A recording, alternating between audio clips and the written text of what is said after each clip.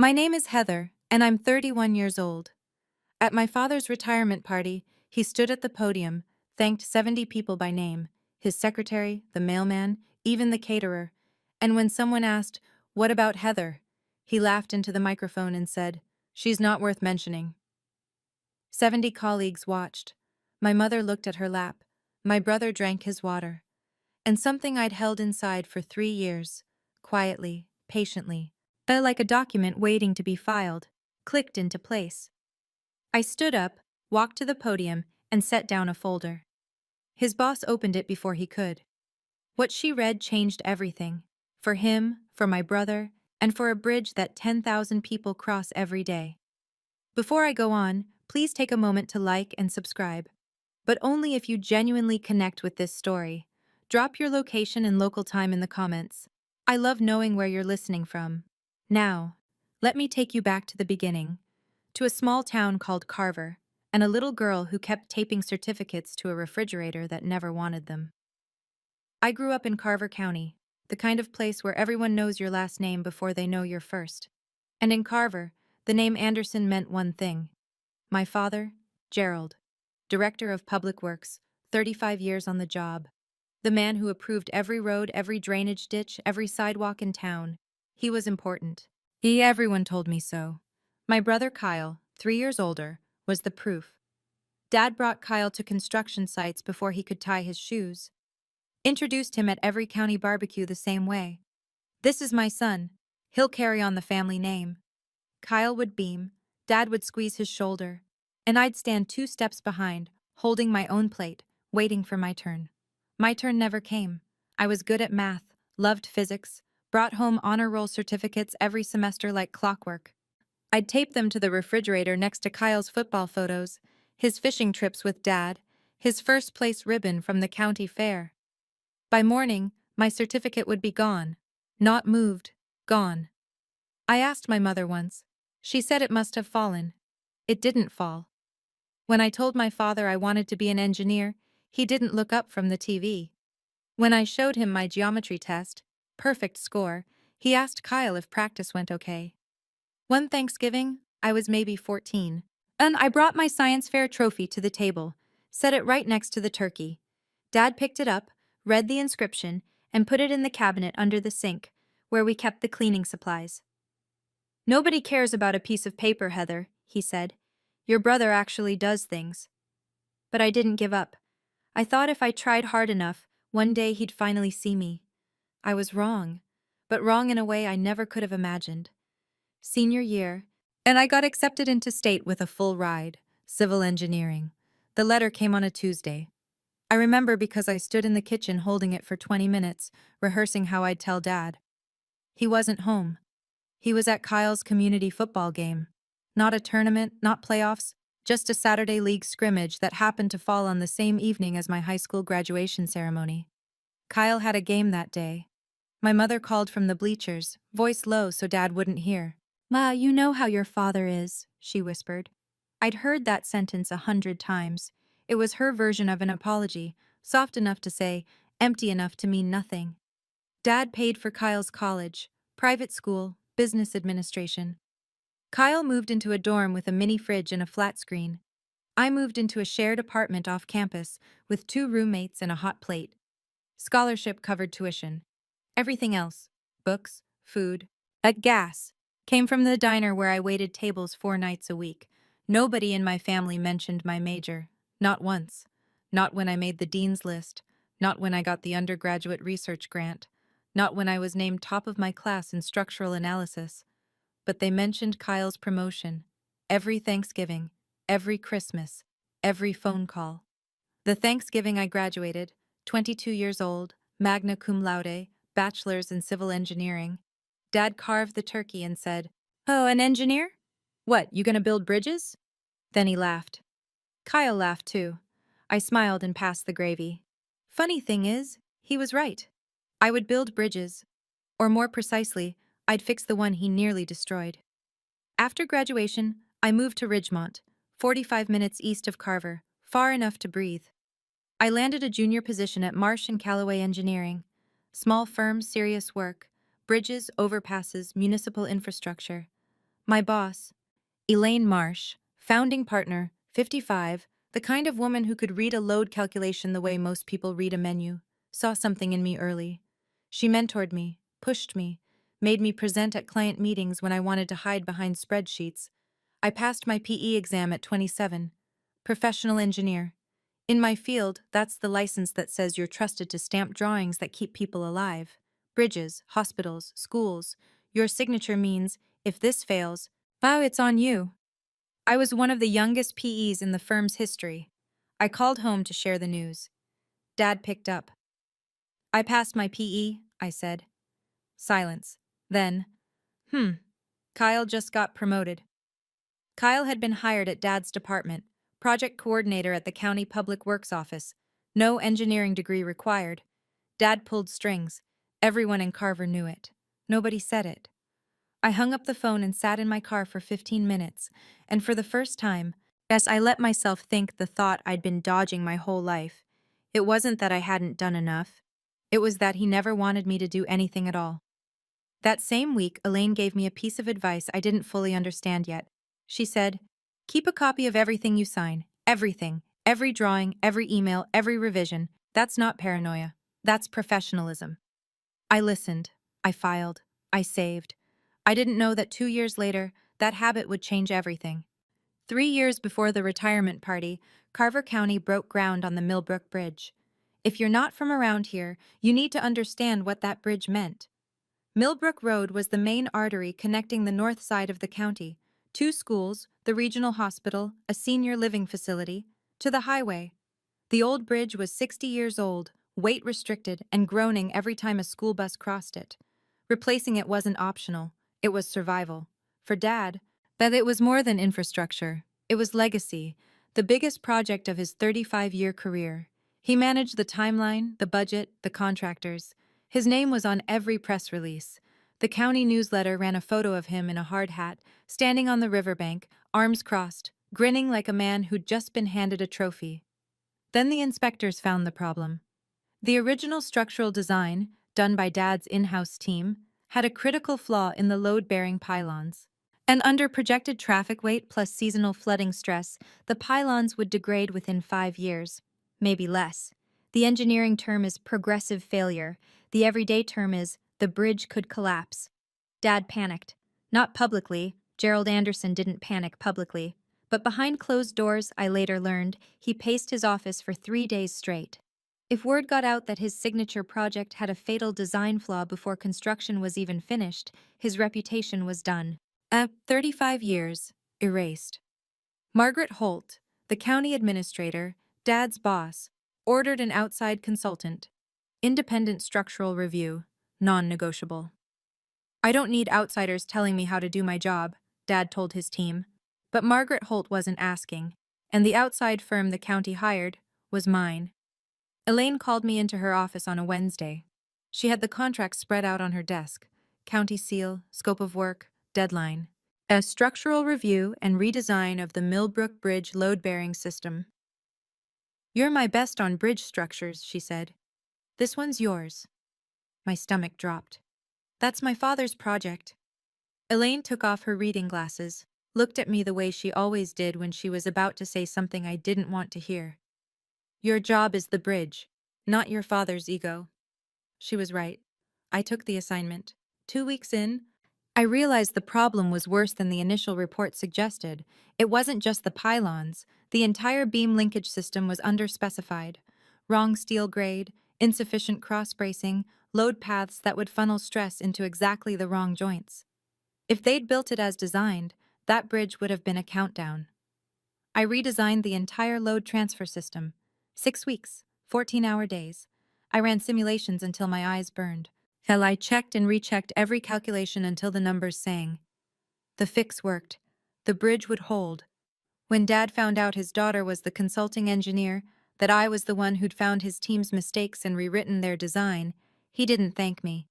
He called me on a Saturday night, voice tight as a wire. "You will not embarrass me," he said. "Fix it quietly, and your name stays off everything." Not a request, an order.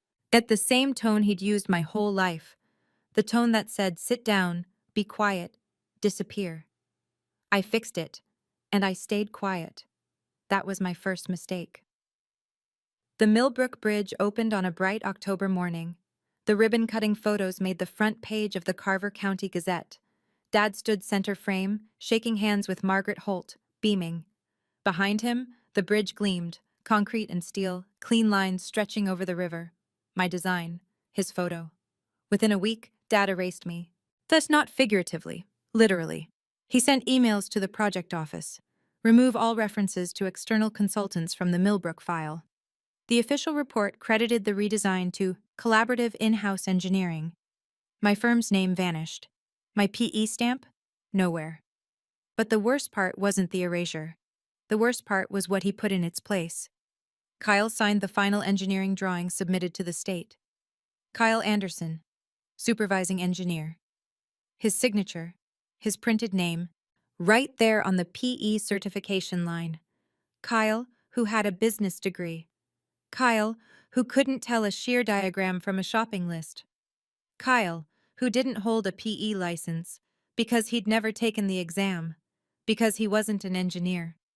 In every state in this country, signing PE documents without a license is a violation of the State Engineering Practice Act. It's not a gray area, it's not a technicality, it's fraud. Fraud on a public safety document. I confronted Dad privately. Yet just him and me, his kitchen, a Sunday afternoon. Dad, Kyle doesn't have a PE. That signature is illegal. He didn't blink. Mind your own business. Nobody asked you. So there it was, my choice. Speak up, destroy my family, send my father and brother into a legal nightmare. Stay quiet, become complicit in fraud on a bridge that school buses cross every morning. I chose silence. Because they were my family. Because I still believed that someday Dad would say thank you. 3 years passed. He never said thank you. He said something much worse, in front of 70 people. The invitation arrived in a cream-colored envelope. Heavy cardstock, gold lettering. You are cordially invited to celebrate 35 years of distinguished service. Gerald R. Anderson, Director of Public Works, Carver County. I held it for a long time. 3 years of silence. 3 years of watching Dad take credit for my work. 3 years of holidays where no one mentioned the bridge, and my career, or the fact that I existed in any professional capacity. And now, an invitation. My mother had called the week before. Your father would love to see you there, Donna said. Would he? I wasn't sure. But something in me, the same something that kept taping certificates to the refrigerator at 14, wanted to believe it. Maybe retirement would soften him.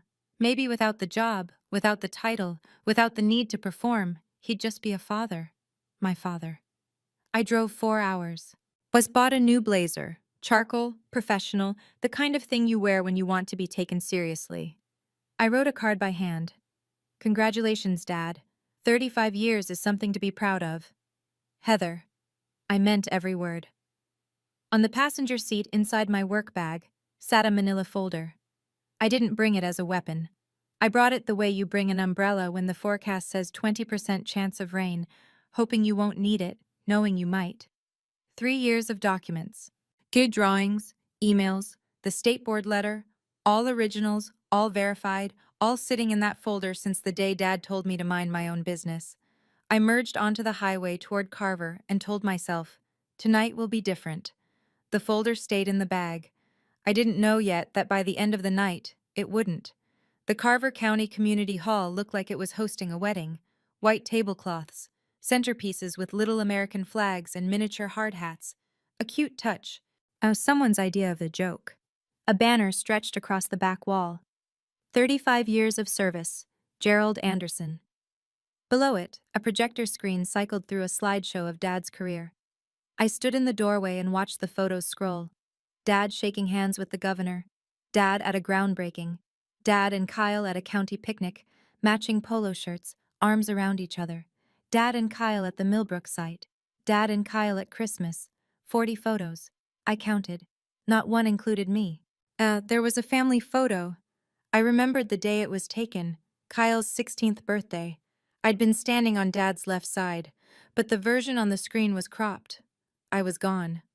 I found my seat at the back table, near the door. the table closest to the exit. I didn't think about what that meant until later. Mom spotted me from across the room. She waved, a small flutter of fingers, but didn't get up. Kyle sat at the head table with Dad, shaking hands with county officials. At his suit too tight across the shoulders, he looked like a man playing a part he'd been rehearsing his whole life. Dad saw me. Our eyes met across 60 feet of white tablecloth and candle flame. He gave me a nod, the kind you give a distant acquaintance at the grocery store. Quick, polite, forgettable. A woman at my table leaned over. "Are you Gerald's daughter?" I said, her eyebrows lifted. "Oh, he never mentioned you." He never mentioned me. I should have been used to it by now. But hearing it from a stranger, that hit different. Margaret Holt took the podium at 7:30 sharp. Tall, silver-haired, the kind of authority you feel before you see. She tapped the microphone twice. "Good evening, everyone. We're here tonight to honor a man who has shaped this county's infrastructure for 35 years. Under his leadership, we've seen the Millbrook Bridge, the Route 9 expansion, at the downtown drainage overhaul, projects that will outlast all of us." She smiled. "Please join me in welcoming Gerald Anderson." Applause filled the room. Dad rose from the head table, buttoned his jacket, and walked to the podium like he'd been walking to podiums his whole life. Confident, measured, in control. He started with a joke about potholes. People laughed, then he got serious. "I want to thank some people." My heart beat a little faster. He thanked Donna first. "My rock. I've 40 years of putting up with late nights and muddy boots." Mom dabbed her eyes. The room clapped. He thanked Kyle. "My son, the future of this family. I'm proud to say he's carrying on right where I left off." Kyle stood briefly. More applause. He thanked Janet, his secretary for 22 years. "She organized my life better than I ever could." He thanked Bill the mailman. The caterer, by first name, Rosa. The night security guard, Pete. The guy who fixed the copier. And each name was a stone, and I sat at the back table, sinking. He paused, scanned the room, smiled. "I think I've thanked everyone who matters." He set the microphone down, and from somewhere in the back row, a voice I didn't recognize, someone called out, "What about Heather?" 70 people turned to look at my father, and my father, microphone still warm in his hand, laughed. He picked the microphone back up, casual, like someone had asked about the weather. That he looked toward my table, not at me, toward me the way you glance at furniture, and said it. "She's not worth mentioning." 4 words, a microphone, 70 witnesses. The room didn't gasp. That only happens in movies. What actually happened was worse. Silence. The specific kind of silence where everyone looks down at their plates at the same time. Forks stopped. Glasses paused halfway to lips. Someone coughed. Mom lowered her head. I could see her hands folded in her lap, as squeezing each other white. Kyle. I watched him. He didn't flinch, didn't turn around. He picked up his water glass and drank. Like nothing had happened, like his sister hadn't just been erased in front of every professional contact their father ever had. 70 people heard it. Not one said a word. And in that silence, I understood something I'd been circling for 31 years. Their silence wasn't agreement. But it also wasn't protection. It was nothing. Now, and nothing, when you needed someone to stand up, was the same as siding with him. 3 years. 3 years I'd kept that folder in my desk drawer. 3 years of waiting for him to call, to acknowledge, to say the 2 words that would have made everything different. And his answer, broadcast through a PA system to every engineer, contractor, and county official in Carver, was not worth mentioning. Something shifted inside me. Not anger, not sadness. Clarity. Yet the kind of clarity that doesn't burn. It focuses, like a lens pulling light into a single sharp point. I looked down at my bag. The folder was inside. It had been inside for 3 years. Not anymore. I stood up. The chair scraped against the hardwood, a sound louder than it should have been, or maybe the room was just that quiet. Mom reached for my arm. Her fingers closed around my wrist, gently, the way she always did, as if gentleness made up for everything she never said. Sit down, honey. Don't make a scene." I looked at her hand, then at her face, and for the first time in my life, I didn't do what she asked. "I'm not making a scene, Mom. I'm just not sitting down anymore. I pulled my wrist free. Not roughly. Slowly. The way you set something down that you've been carrying too long. I reached into my bag and took out the folder. Manila. Ordinary. The kind you buy in a 10-pack at the office supply store. It weighed almost nothing in my hand. Yeah, but it held 3 years of silence. Every drawing, every email, every piece of proof that I existed in the story my father had spent his career rewriting. I walked between the tables. Left side, right side, white cloth and candlelight, and 70 pairs of eyes tracking me like I was crossing a courtroom. My heels clicked on the hardwood. Steady, even, one step at a time. I could hear Elaine's voice in my head, but from a conversation months ago when I'd almost shredded the whole thing. The truth doesn't need to shout, it just needs to be placed where it belongs. Dad stood at the podium, microphone still in his hand, and as I got closer, 5 tables away, then 3, then 1, I saw something on his face I'd never seen before. He looked afraid. I stepped onto the riser, stood beside him, and said, quietly, so he had to lean in, 7 words. Before I leave, there's one thing Dad forgot to mention. My voice carried. Not because I raised it, because the room was so silent that a whisper would have echoed. Dad's jaw tightened. Heather, sit down. Low, through his teeth. A command, not a request. I didn't sit down. I placed the folder on the podium, gently, the way you lay down a hand of cards, and turned to the front table. Mrs. Holt, I said, this concerns the Millbrook Bridge project. As county administrator, I believe you should see this. Margaret Holt had been watching the whole exchange with the kind of expression that comes from 30 years in public administration, composed, assessing, giving away nothing. But when I said Millbrook, something behind her eyes sharpened. She stood, walked to the podium, reached for the folder. Dad's hand shot out. He grabbed the edge. That's personal. Margaret didn't flinch. She held his gaze the way you'd hold a door. Firm, final. If it concerns a county project, it's not personal, Gerald. She took the folder, opened it. The first page, my structural drawings, PE stamp, and signature in the lower right corner, caught the overhead light. She turned to page 2, the emails. I watched her eyes move left to right, her lips pressed together. Page 3, Kyle's signature on the state filing. Supervising engineer. She looked up, and I'll never forget this. She didn't look at me. She didn't look at Dad. She looked at Kyle. And in that moment I thought, was this the right thing to do? 3 years I held this. 3 years I chose family over truth. If you'd been standing where I was, holding proof, watching your father laugh at your existence in front of 70 people, would you have opened the folder, or would you have walked away? Tell me in the comments. I genuinely want to know. Margaret turned another page, then another. Then she looked up at my father. And every trace of celebration drained from the room like water from a cracked glass. Dad snatched the folder from Margaret's hands. Papers scattered. 2 sheets slid off the podium and drifted to the floor like leaves. This is a family matter. His voice cracked on the word family. I'd never heard that before. Margaret's tone dropped 10 degrees. Gerald, those are county engineering documents with signatures I need to verify. Hand it back. He didn't. Instead, he turned to the room.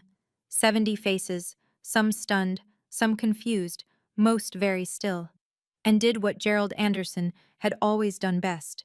He performed. His shoulders softened, his chin dipped. When he spoke, his voice had the careful tremor of a man who's been wounded. Folks, I'm sorry about this. He shook his head slowly. My daughter has always had issues. She's been estranged from the family for years. What, we've tried everything. He looked at me with a sadness so practiced it almost felt real. She's been troubled for years. We've tried everything. And it worked, for about 5 seconds. I saw it ripple through the room. A few sympathetic nods. A woman near the front clutched her napkin. Someone whispered, "How sad." Dad was good at this. He could rewrite a room in 30 seconds. I'd watched him do it my entire childhood, reshaping every story, every situation, until he was the hero and I was the problem. But this time, Margaret Holt was holding 3 pages of county documents. And documents don't respond to tone of voice. Margaret knelt, picked up the fallen sheets, and straightened them against the podium. "Gerald," she said, not unkindly, "I'm going to need these back." Dad's performance faltered, because Margaret wasn't looking at him with sympathy. She was looking at him the way an auditor looks at a discrepancy. That Margaret took the folder back. This time, Dad didn't resist. She read methodically. No drama, just a woman doing her job at a speed that made the room hold its breath. First, my structural drawings. PE stamp number 47,832. My signature, Heather M. Anderson, PE, in clean black ink. Then, the emails, 7 of them, all from Gerald's county address to the project office. She read one line aloud. Not for theater. I think she couldn't help it. Remove all references to external consultants from the Millbrook file. She looked up. You told the board the redesign was done in-house. Dad's chin lifted. It was a team effort. Margaret turned the page. The state filing. The PE certification document submitted to the State Department of Transportation. Kyle's signature. Kyle's printed name. The line that read Supervising Engineer, PE license number, and next to it, a number. A number that didn't exist in any state registry. Yet Margaret stared at the page for a long time. Then she turned to Kyle. He was still at the head table, napkin in his lap, looking like a man watching his own car slide off a cliff in slow motion. Kyle, Margaret said, calm as a doctor reading test results. Do you hold a PE license? The room shifted. Engineers in the audience, and there were several, sat up straighter. They knew what that question meant. Kyle's mouth opened. His eyes went to Dad, the reflex of a lifetime, but the automatic search for someone to answer for him. But Dad was frozen at the podium, mic in hand, no script, no rehearsal. For the first time in my memory, Gerald Anderson had nothing to say. Kyle was on his own. Kyle's voice came out thin, stripped of the confident handshake tone he'd been using all evening. Dad told me to sign. I didn't know it was a problem. The whisper that moved through the room wasn't surprise. It was recognition. 70 people doing the math at the same time. Engineers, contractors, county officials. Every one of them understood what a PE signature meant, and every one of them understood what it meant when someone signed without one. Margaret turned back to Dad. Gerald, you were project manager? You supervised Kyle's involvement? Dad straightened, tried to recover. He was supervised. I supervised him. Margaret didn't blink. You're a project manager, Gerald. You don't hold a PE either. Silence, but a different kind now. And not the awkward silence of a family squabble. This was the silence of people realizing they were watching something official, something with consequences. This wasn't a daughter making a scene at her father's party. This was a county engineering matter unfolding in real time. Mom stood. Her chair squealed against the floor. Her voice shook. Can we please not do this here? Every head turned to me, waiting. Yeah, and I said the thing I'd been holding for 3 years. The reason the folder existed at all. I tried doing this privately 3 years ago, Mom. Dad told me to mind my own business. Mom sat back down, slowly, like the air had left her. Dad gripped the podium with both hands. His knuckles were white, his face was red, and when he spoke, the microphone caught every word. This is my retirement party. Not a courtroom. But Margaret Holt was already sliding the documents back into the folder. Carefully, completely, the way you handle evidence. That's when Dad broke character. He turned on me. Full rotation, shoulders squared, microphone forgotten in his fist. His voice was raw. No performance, no audience management. Just 31 years of something ugly finally reaching the surface. I gave you a roof. I gave you food. And this is how you repay me? The room flinched. Not at the words, at the tone. This was the Gerald Anderson nobody in this room had ever seen. The private one. The one who spoke behind closed doors, in kitchens, in hallways. The one only his family knew. I didn't step back. I didn't raise my voice. You gave me a roof, Dad, but you never gave me a seat at the table. Not even tonight. Something shifted in the room. I could feel it. A change in gravity. A few people at the side tables nodded. Small movements, almost involuntary. Janet, Dad's secretary of 22 years, sitting 3 tables away, pulled a tissue from her purse and pressed it to her eyes. Dad looked around the room, searching, scanning, looking for an ally, a sympathetic face, someone to back his version of the story. No one met his eyes. Kyle stared at the tablecloth. Mom's face was buried in her hands. The county officials at the front table studied their plates like they were reading blueprints. Margaret Holt closed the folder, then tucked it under her arm, and said, with the precision of a woman who had run this county for 12 years, "Gerald, I'll need to review this with legal on Monday. I suggest you enjoy the rest of your evening." Everyone understood. The party was over. Janet caught my arm as I stepped down from the riser. Her hand was warm, her eyes were wet. "I always wondered who really fixed that bridge. Let me tell you what was in that folder. All of it. First, the structural redesign drawings for the Millbrook Bridge load transfer system, 23 pages, every one of them bearing my PE stamp, number 47,832, and my signature. Heather M. Anderson, PE. These were the drawings that replaced the flawed original design, the ones that ensured the bridge could carry school buses and ambulances and 18-wheelers for the next 100 years. Second, 7 emails from Gerald Anderson's county email account to the Carver County Project Office, and each one a variation of the same directive. Remove Marsh and Callaway Engineering from the project record. Remove external consultant references. Credit the redesign to in-house collaboration. In one email, dated 3 days after the bridge opened, he wrote, and I'll never forget the phrasing, "Clean this up. I don't want any loose ends." I was a loose end. Third, a formal letter from the State Board of Professional Engineers, addressed to me by name, recognizing my exceptional structural analysis contributing to the safety of the Millbrook Bridge. The board had sent it after reviewing the revised design as part of their routine post-construction audit. Dad never knew about this letter, because he never asked. Fourth, the internal audit results I'd obtained through a public records request. Freedom of Information Act, perfectly legal. And those results showed that Kyle Anderson had signed PE-certified documents on 3 separate occasions without holding a PE license. A clear violation of the State Engineering Practice Act. I didn't bring that folder to the party for revenge. I brought it because 3 years ago, my father told me to mind my own business. Tonight, he told 70 people I wasn't worth mentioning, and I decided if he wouldn't tell the truth, the documents would. "Beck, a PE stamp isn't a formality," I said to no one and everyone. "It means a licensed engineer takes legal responsibility for public safety." Kyle didn't have that authority. Dad knew. After Margaret closed the folder, she turned to me. Not with pity, not with gratitude, with something rarer, professional respect. "Ms. Anderson," she said, "I wish I'd known this 3 years ago. Ms. Anderson, not Heather, not Gerald's daughter. Ms. Anderson, the way you address a colleague." But it was the first time anyone in that room had spoken my name like it carried weight of its own, separate from my father's. The ripple started slow. Tom Reeves, senior engineer in Dad's department, 30 years on the job, the kind of man who speaks only when he has something worth saying, pushed back his chair and walked over. He extended his hand. "The load transfer redesign," he said. "That was yours?" I shook his hand. "Yes."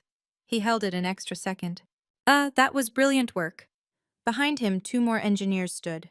One of them, a woman I didn't know, maybe 40, county ID badge on her lapel, said quietly, "I reviewed those drawings last year for the maintenance assessment. The shear wall integration was, I wondered who'd done it." Dad stood at the podium, microphone still in his hand. But the room had rotated, like a planet shifting its axis, and he was no longer at the center. No one looked at him. Kyle sat frozen, white-faced, his water glass untouched, sweating a ring onto the tablecloth. Mom pulled at my sleeve from behind. When had she walked over? Her voice was thin. "Please, let's just go home." I turned to her. My mother, the woman who'd spent 40 years translating Dad's cruelty into something softer, something survivable. "You know how your father is." I said, "I am going home, Mom. My home." And I meant it in every way a sentence can be meant. I picked up my bag from the back table. The blazer I'd bought for tonight, charcoal, professional, chosen with care, felt like armor now. I walked toward the exit. Steady. Not fast. Not slow. The way you leave a place you're never coming back to. Dad caught me at the door. He must have come off the riser fast, because he was slightly out of breath. His hand closed around my elbow. Not hard, but firm enough to stop me. If you walk out that door, you're not my daughter anymore. The hallway was empty. But the main doors were open, and half the room could hear us. He knew. He wanted them to hear. One last attempt to make me the villain.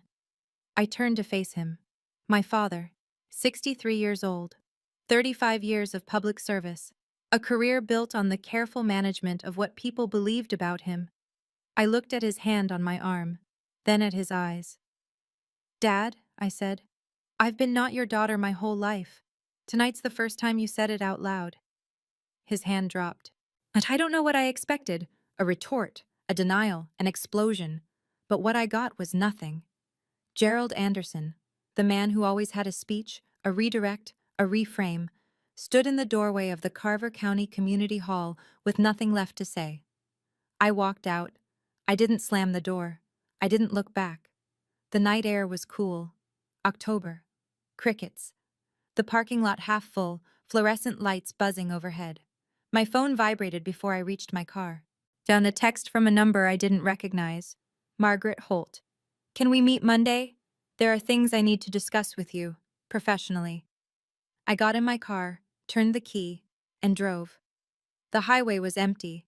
4 hours of dark road, white lines, the occasional pair of headlights coming from the other direction. I didn't turn on the radio, didn't call anyone, just drove. I thought I'd feel satisfied. The word revenge suggests something that tastes good, sweet, or at least sharp. But what I felt driving home that night wasn't satisfaction. It was emptiness. Not the bad kind, the clean kind. Like walking through a room you've finally finished clearing out after years of stepping around the mess. Around the 2-hour mark, I called Elaine. She picked up on the first ring, which meant she'd been waiting. How do you feel? She asked. I thought about it, really thought. Like I finally handed in the last report. She laughed, soft, knowing. At the laugh of a woman who had seen enough in 55 years to understand that some victories don't feel like victories. They feel like the end of something you didn't realize had been exhausting you. You didn't burn the bridge, Heather, she said. You just proved who actually built it. I smiled. First time in hours. The miles scrolled by. I thought about Dad's face when Margaret opened the folder, about Kyle's silence, about Mom's hand on my wrist. Sit down. At honey. And the 20 years of sit down, honey that had come before it. I thought about what Dad said. Not worth mentioning. And I realized maybe he was right. Not in the way he meant it, but in a different way. I didn't need to be mentioned. My work spoke for itself. It had always spoken for itself. I'd just been waiting for the wrong person to listen. I got home at 1 in the morning, set my bag on the counter. It was lighter now. The folder was gone.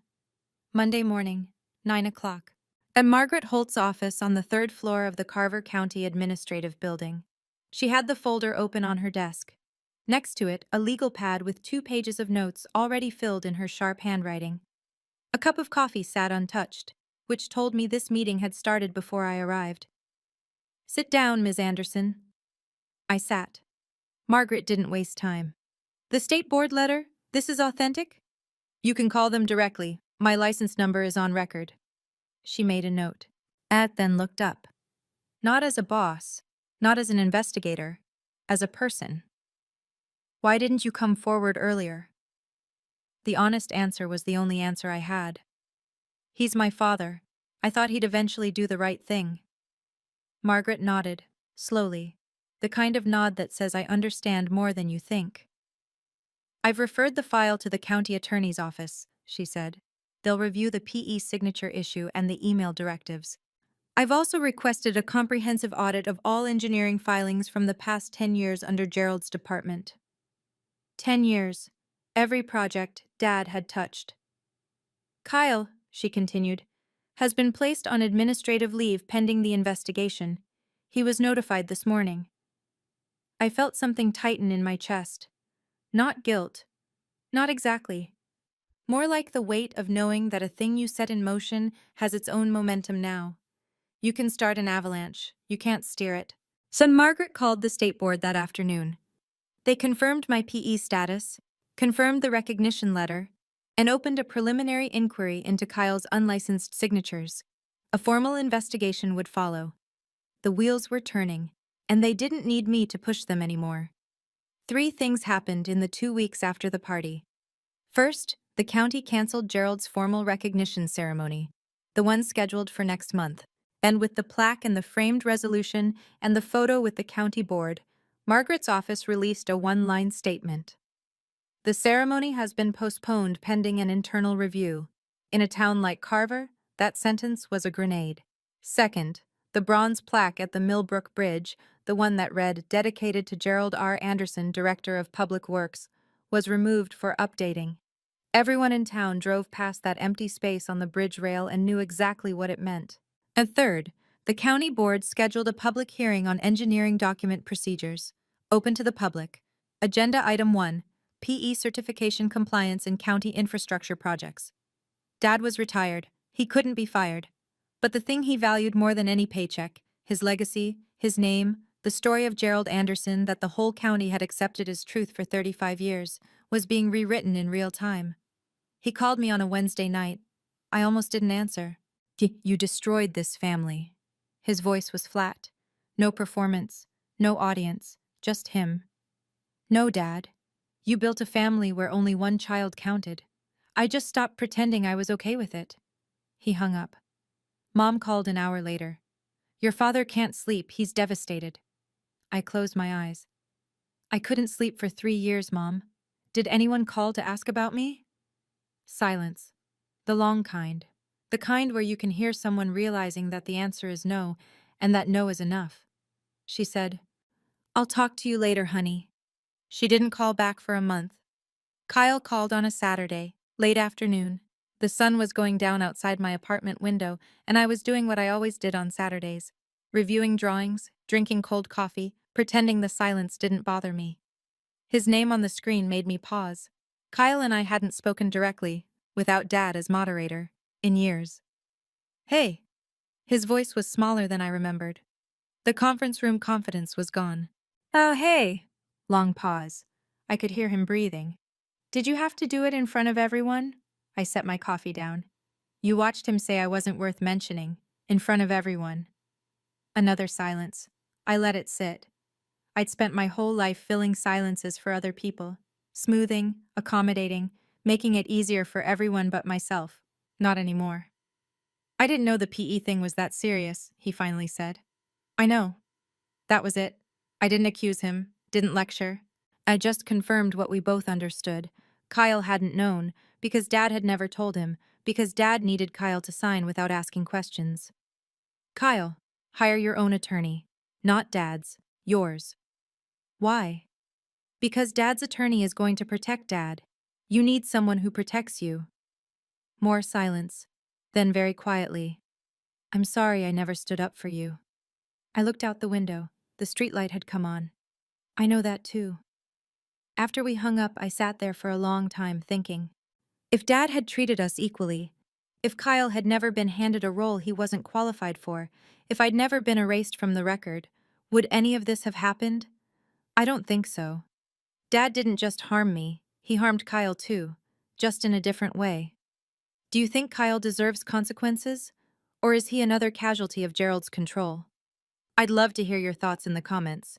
Carver is a small town. By the end of the week, everybody knew. Not the full story. Small towns don't deal in full stories. They deal in fragments, in whispered versions, in the sentence you overhear at the hardware store. But the fragments were enough. The local paper ran it first. Front page, below the fold. County reviews engineering records after retirement party revelations. No names in the headline, but the article mentioned a former department head and irregularities in PE certification documents. In Carver, that was as good as a billboard. Within a month, the ripples reached every corner of Dad's world. The Rotary Club, where he'd been a member for 20 years, where he sat at the head table every monthly dinner, sent a letter, politely worded, carefully phrased. The gist: perhaps it would be best if he took a step back from active participation until the matter was resolved. Neighbors stopped waving, not all of them, but enough. the ones who mattered to Dad, the ones whose waves he counted like currency. Then Kyle received formal notification from the State Board of Professional Engineers, an official investigation into unlicensed practice. If the board found a violation, the penalties could include fines and a permanent record. And while Kyle had never actually been an engineer, that signature on official state documents was as real as concrete. Mom called one more time. Her voice had a new edge. Not anger at me, but something close to surrender. Are you happy now? I thought about it, honestly. No, Mom. I'm not happy. But I'm honest. And for the first time, so is everyone else. She was quiet for a long time. Then she said something she'd never said before. I should have spoken up years ago. It wasn't enough, but it was a start. Margaret Holt called Elaine in November. I was at my desk when Elaine walked in, leaned against the doorframe, and smiled. The specific smile she reserves for good news she's been holding for at least an hour. The county just signed a 3-year retainer with us, she said. Infrastructure consulting. Bridges, drainage systems, road specifications, the whole portfolio. I looked up from my screen. That's great. Guess who they requested as lead engineer? I didn't need to guess. The retainer was official. My name, my real name, attached to my real credentials, would be on every Carver County infrastructure project going forward.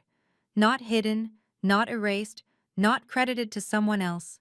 Mine. And a week later, I drove past the Millbrook Bridge and noticed the plaque had been replaced. The new one read, Millbrook Bridge, Carver County, Structural Redesign, Marsh & Callaway Engineering. No individual names.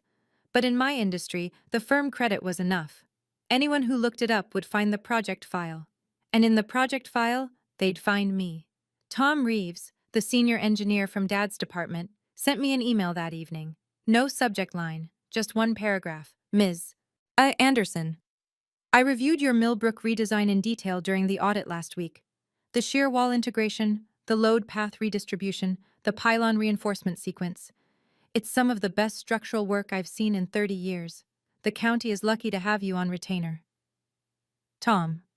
I read it 3 times. Then I printed it out and put it in my desk drawer. Not because I needed proof, but because sometimes, after 31 years of silence, it's nice to have the words on paper. And just to know they're real. 6 months later, Dad was not arrested, not charged, not dragged before a court. What happened was quieter than that, and in some ways, worse. The county attorney concluded that Gerald's actions, directing the removal of consultant records and facilitating unlicensed PE signatures, were administrative violations, not criminal ones. He was already retired. There was no employment action to take. And the county issued a formal reprimand for the record and referred Kyle's case to the state board for independent adjudication. But the real punishment, the one that mattered in a place like Carver, was the redefinition. Gerald Anderson's 35-year story was no longer the one he'd written. The bridge that was supposed to be his crowning achievement now had someone else's firm on the plaque. The hearing transcripts were public record, and the newspaper clipped them and filed them in the archive at the Carver County Library, right next to 35 years of flattering press releases. Kyle told me in one of our occasional text exchanges that Dad stayed home most days now. Didn't go to the diner for coffee, didn't walk the dog past the county building anymore. He watched TV. He read the paper. He didn't mention me. Mom sent a letter. Handwritten, on stationery I remembered from childhood, pale blue, and her initials embossed at the top. I know I was wrong to stay quiet. I'm not asking you to forgive me. I just want you to know, I see you. I always saw you. I was just too afraid to say it. I read it at my kitchen table, and I cried. Not because it fixed anything. It didn't. But because after 31 years, my mother finally said the thing I'd been waiting to hear from the wrong parent. It wasn't an ending, but it was a door, barely open, letting in a thin line of light. Now I drove to the Millbrook Bridge on a Tuesday morning. No reason. Just wanted to see it. It was early, 7:15, the sky still pink at the edges. A school bus crossed going north, then a delivery truck, then a woman in a minivan with 2 car seats in the back. The bridge held. It didn't groan. It didn't flex. It carried them the way a bridge is supposed to, silently, invisibly, without asking for recognition. Nobody on that bus knew my name. And nobody in that truck had any idea who redesigned the load transfer system or spent 6 weeks running simulations until the numbers worked. They didn't need to know. They just needed the bridge to hold, and it held. I stood on the walkway and looked down at the river. The water was low, early spring, snowmelt still a few weeks away. The pylons I'd redesigned rose out of the riverbed like quiet sentinels. I don't tell this story so you'll think my father is a monster. He's not. He's a man. A man who grew up believing daughters don't build things, and who spent his whole life making sure that belief didn't get challenged. He was wrong. But he was human. And there's a difference between understanding someone and accepting what they did to you. I don't need him to call. I spent 31 years waiting for a phone call that was never coming, and the waiting was its own kind of prison. I'm done waiting. Boundaries aren't walls, they're doors. You choose who walks through. You choose when. And sometimes, the bravest thing you can do isn't to fight. It's to set down the truth, quietly, in front of the people who need to see it, and let it do the rest. Here's where I am now. Lead engineer at Marsh & Callaway. The county retainer keeps me busy. 3 projects in the pipeline, 2 more in review. Elaine keeps threatening to make me a partner. I keep telling her to give me another year. My apartment is the same one, small. Second floor, nothing fancy. My car still has 140,000 miles on it, but on the wall above my desk, framed, centered, lit by the window, is my PE certificate. First time I've ever hung it up. It seems like a small thing. It's not. Mom and I talk once a month, short calls, light topics, weather, neighborhood gossip, the new bakery on Main Street. We don't talk about Dad. We don't talk about the party. But we talk. And there's a boundary now, clear, gentle, real, that we both respect. Dad doesn't call. I don't expect him to. Some silences aren't punishments. They're answers. And I've learned to accept the answer. Kyle texts sometimes. Simple stuff. Hey, how are you? No exclamation marks, no emojis, just checking in. He hired his own attorney, cooperated with the state board, and, for the first time in his life, started figuring out who he was without Dad directing the show. Last I heard, he was taking night classes. I didn't ask in what, but I was glad. I don't have a Hollywood ending. Nobody showed up at my door with flowers and an apology. Nobody made a grand speech about how wrong they'd been. The family didn't gather around a table and cry and hug and promise to do better. But I have something I never had before. Peace. The quiet, sturdy kind. The kind that holds weight. If you're listening to this and you've stayed this long, which tells me something about you, I want to say one thing. Not as advice. And not as a lesson. Just as something I wish someone had told me a long time ago. If you are in a family where your silence is mistaken for agreement, you are allowed to speak. Not with shouting. Not with cruelty. With truth. Simple, documented, undeniable truth. And if you are carrying a folder, literal or otherwise, you don't have to open it. But you deserve to know that it's yours. That it exists. That the proof of who you are and what you've done is real. And even if the people closest to you refuse to see it. I drive across the Millbrook Bridge every morning on my way to work. Every single morning. And every time I feel the road beneath my tires, smooth, solid, holding steady. And I know 2 things. The bridge stands, and so do I. Thank you for staying until the end. If you've ever kept quiet longer than you should have, or if you're still deciding whether to speak, I'd love to hear your story in the comments. I read every single one. If this story meant something to you, please hit like and subscribe. It's the best way to help other people find it. People who might be sitting at their own back table right now, waiting to be mentioned. And if you want to hear what happened next, because there is a next, I've left a link in the description to another story you might recognize yourself in. Click it when you're ready. I'll be here. Heather.